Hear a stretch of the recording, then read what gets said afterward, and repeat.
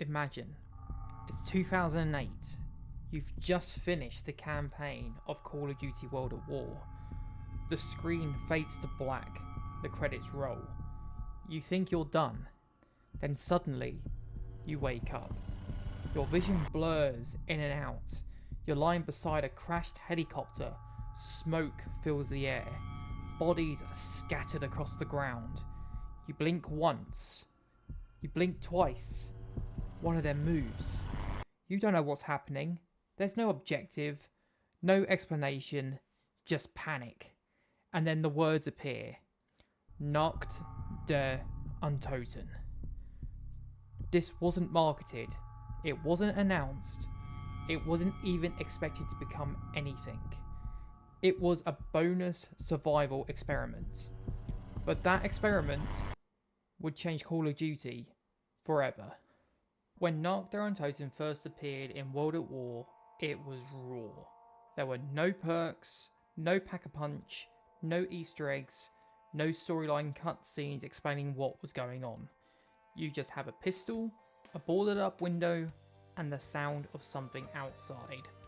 The entire mode was built on one question: how long can you survive? Fast forward to the Zombies Chronicles version in Black Ops 3, and visually, Nacht has evolved. The lighting is darker, the bunker feels colder, the textures are sharper, the atmosphere is heavier. But mechanically, it's still brutally simple. And that simplicity is exactly what made it powerful. Because the moment you spawn into that bunker, you realise just how exposed you really are. There's no grand intro, no objective marker, just the sound of distant groans and the creaking of wood as zombies begin tearing through the barriers.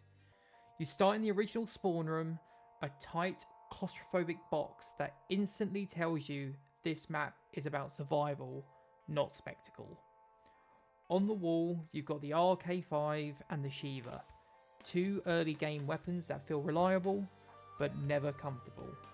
They're not there to make you strong, they're there to keep you alive just long enough to decide your next move. And in the Black Ops 3 Chronicles version, something else was added here that changes the dynamic completely. The perk, Mule Kick. That perk wasn't part of the original World at War experience. Back then, you were limited. 2 weapons, tough choices. Now, Mule Kick gives you a third slot. And suddenly, even this tiny bunker feels like it has a little more breathing room.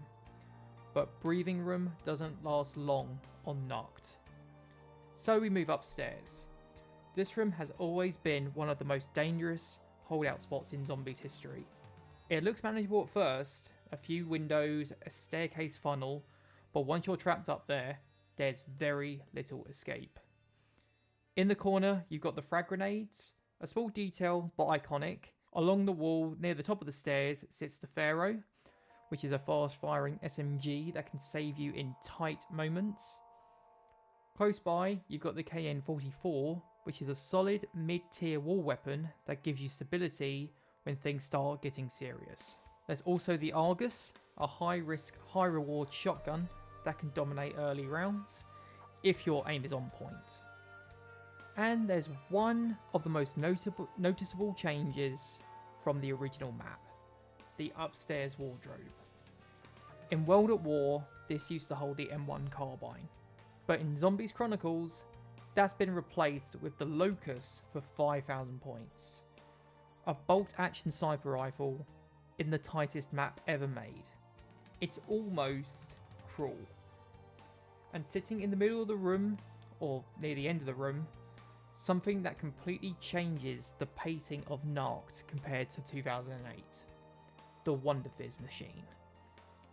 Back in the day, there were no perks here, no Juggernog, no quick revive, nothing. If you went down, that was on you, and that's game over. But Chronicles modernises the experience. Wunderfizz gives you access to perks that simply didn't exist on this map originally, softening the brutality while still keeping the tension intact. From there, instead of opening the help door downstairs, we drop down towards the mystery box room. This lower section opens up the map slightly, but it's still claustrophobic, still dangerous.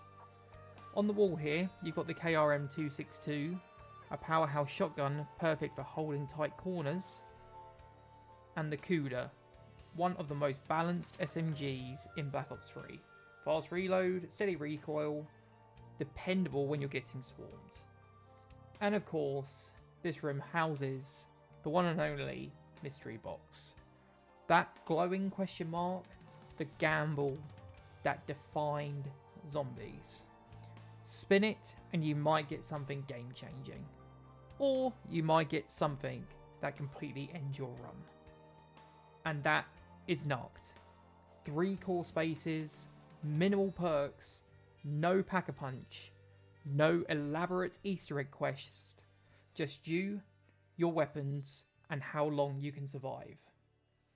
And in a mode that would eventually become filled with sprawling storylines, alternate dimensions, and complex boss fights, it all started right here. In a broken bunker, with boarding windows, and nowhere to run.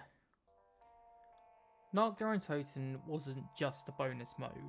It wasn't just a hidden reward for finishing the campaign. It was an accident that changed everything. Back in 2008, when you completed the campaign of World at War, you weren't expecting a new mode. You weren't expecting survival horror. And you definitely weren't expecting something that would redefine the Call of Duty franchise. But that small helicopter crash cutscene, the blinking vision, the slow realization that you were trapped inside a bunker, that was the birth of Zombies. And from that single room, from those boarded windows and 200 point, 500 point, 1000 point doors, an entire culture exploded. What started as a simple survival experiment grew into complex map designs, perk systems, wonder weapons, and eventually a full cinematic storyline across titles like Call of Duty Black Ops 3. Nacht laid the blueprint. Training routes, point management, wall buy strategy, risk versus reward with the mystery box, when to hold, when to move, when to give up, and when to sacrifice. It turned Call of Duty from just a first-person shooter into something deeper. A game of survival, strategy, optimization, and eventually Easter egg hunts that would take entire communities days to solve. And maybe the biggest legacy of Nacht Der Untoten, it created a generation. A generation of zombies YouTubers, a generation of streamers, a generation of players who didn't just play Call of Duty for multiplayer or the campaign, but for round-based survival. Entire careers were built because of this bunker.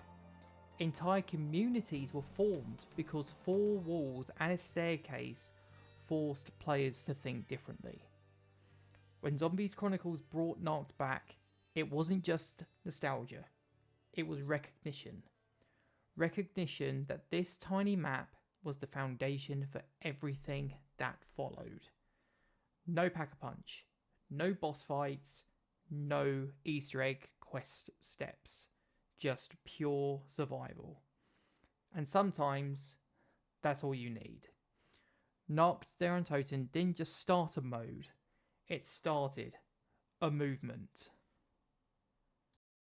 Thank you so much for watching, everyone. If you've enjoyed this look back at Nacht Der Untoten, make sure to hit that like button and subscribe to the channel. I'll be covering every Zombies map soon, so tap that notification bell to stay updated when the next one drops.